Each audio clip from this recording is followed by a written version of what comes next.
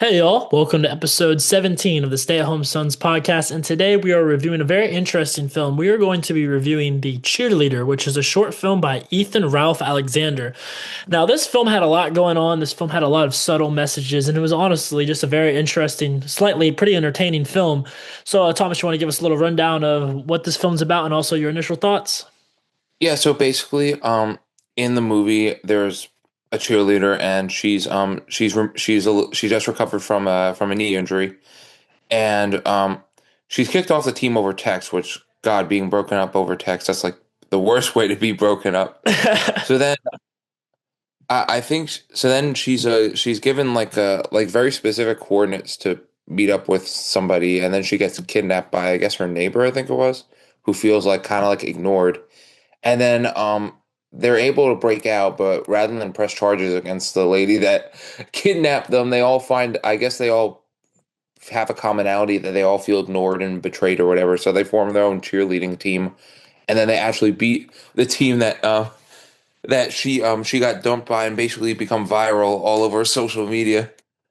Yeah, and I mean, I thought that was kind of an interesting take at the end, how they made it look like it went viral on social media, like they had all the people recording their reactions to this big cheerleading event. I thought that was pretty cool because I thought the film was over after they won the trophy, and then I realized it just like it went black for a little bit, and then it just cut to like all the people's reactions. I thought that was pretty good. I also thought the acting in those reaction scenes were pretty good too. They seemed very genuine, like they were literally reacting to an event that happened. So that was pretty cool. Yeah, they all. I mean, they all like the old guy that was like doing like the peace sign over like his face or whatever. Like their reaction to that was like very genuine because like people would be fixated or something like that in 2026. Yeah, it's something I thought that was pretty cool about this film, and I was impressed by it because it's only a 21-minute film. And we always talk about, we tell all the filmmakers that watch our show, like if you're doing a lot of characters in a short film, it's best to have not a whole lot, because you have to develop those characters. But something about the way they went about this film, because there was a decent amount of characters in this film, there was a lot, and something about the way they did it, and I'm still trying to wrap my head around it. All those characters felt very flushed out. Like all of them had like a different personality. All of them felt like they kind of brought something new to the table. That could be a result of really good acting, but I just thought it was impressive how even in the scene where they were all kidnapped, each single one of those people that was kidnapped almost had their own energy that they brought to the film. And it wasn't like they really gave a deep dive into their character. It wasn't like they really gave you a big, deep glimpse into their backstory. But the way it was framed and the way that the actors sold their roles, and it seemed like everyone was so into it, it almost felt like all the five characters like felt very flushed out in a very short amount of time. I still don't know how they were able to do that, but that was very impressive to me. How all the characters felt like they had a place. They didn't feel like there was any character in there that felt out of place. Well, yeah, definitely. I mean, if you're an actor or director, you want your characters to stand out either by like maybe defying some kind of like norm in the film industry, or like by them having like different personalities. So yeah, I agree with you that definitely they were able uh to differentiate between the characters and have each of them have a good different personality. Yeah, and there was also some kind of humorous stuff in the film that I don't know if people saw. Like this director's pretty clever. There was a couple things I don't. He didn't make a big deal of it, but I thought it was funny. You know what an NPC is, right, Thomas? Um, It's a it's NPC, like yeah. a it's like a non-playable character. Like in a video game, they're just like background characters basically. And Yeah. and this, when they're watching the cheerleaders, that they're the crowds watching the cheerleaders, like when they're doing their big competition. There's a sign behind them that labels the row they're at, the NPCs. I thought that was hilarious how they were so like, self-aware that like these are just background characters. I just thought that Oh, I was didn't even notice that. That's exactly. It was like a little thing just like added in there. I love it when filmmakers do like little stuff like that that like you have to really pay attention or you have to like really see it. Some you might not even see it if you do pay yeah, almost attention. like an Easter egg or something. Yeah, like I said, we always talk about, remember Cocaine Roach, how he had his face on the cereal. That was pretty funny. And this film did that too. And I thought that was a pretty cool little take they did. I think one part that stood out to me is at the end when the judges were giving their scores. It turns out that they're all like legally blind, which I'm thinking to myself, Okay, how are they judging a cheer competition? Yeah, I thought that was pretty funny. And did you see the one part, dude? I almost died laughing when the detective, you saw where the detective came at the end and he told him that your name is written on one of the papers that it was so funny that they left at the hostage place, like when they got freed from being held hostage, they said that their name was written on this paper to kind of like prove that they were guilty of the crime. And when they showed them the paper, it literally just says your name. Your name. And like you're thinking, oh, it's gonna say like the name of like the judge, and it literally says he's like your name was written on the paper, and it literally just says your Your name. name. So I thought that was Well, pretty they're all funny. friends now, so I guess it doesn't matter. Yeah, I don't know. That just killed me. But we can put all the humors aside and all the kind of subtle cleverness and good acting. I thought the message of this film was pretty profound. And not profound in a preachy way because I don't like messages where it feels like they went out to say, "Oh, we're trying to really say a preachy message." Like it was like the story kind of told the message. It wasn't shoved down a throat. But it was kind of a good message on how sometimes broken people and people who are struggling can come together and band together and do something great. You don't have to fight these things alone, what you're going through, because you had the one old lady who felt like she was being ignored, and you had the other guy who missed his ex-wife, and then you had the girl who can't cheerlead anymore. And they're very different, different demographics, different ages, but they all came together and went against, I guess you would say they went against what was holding them down, because the other cheerleading group, the girl that told her she can't be on the team anymore and basically dumped her over text, which sorry for anyone that's watched that's been dumped over text. That sucks. But I thought it was pretty interesting how they were showed that like sometimes people, it's almost like outcasts can band together and take over in a weird way. And I thought that was kind of an inspiring message, as a filmmaker myself with not a whole lot of connections in the industry, and I have to work with people I care about. And, we all don't have a lot of connections. It was pretty inspiring as just a message point to say, hey, you can get this band of misfits together and this band of people who feel like they're not, they might have been screwed over, they might not have got what they wanted, they might not have the connections, but they can all come together and use that as something constructive to build something that can actually, beat what's holding them down. So I thought that was kind of poetic to me, how they were able to kind of show that dynamic.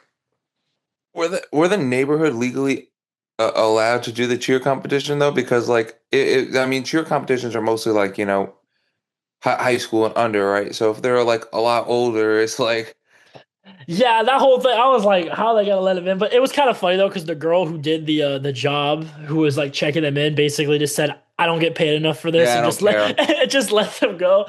Like, there's so many little things about this film that I'm so impressed with, and like little things like that, like the girl who was just playing that small little role of like a disinterested, underpaid high school girl getting paid to do this job that she doesn't want to do. She played it so well that her character felt like it had depth to it with literally only like a few scenes. So I don't know if it was just a great directing or just a great cast, but everyone was really locked in. I mean, all those actors just did a phenomenal job from like the NPC characters to the I would leads. It say it's was a just little bit all of good. both, but every filmmaker will tell you to make it seem like the characters have a life outside of that scene. Yeah, and that's one of those things that's so much easier said than done, and they did that and in a short amount of time. So I mean, I just would like to see all those people succeed, man. I want to see those actors in this go on and have good feature roles. I want to see our director here, Ethan, have a good chance of going on and making his full and something about British films because it was like a British kind of set film. I really like their style. It's very natural. It's very like relatable, and that's kind of like the filmmaking I like to do. Like that very naturalistic kind of almost improv style.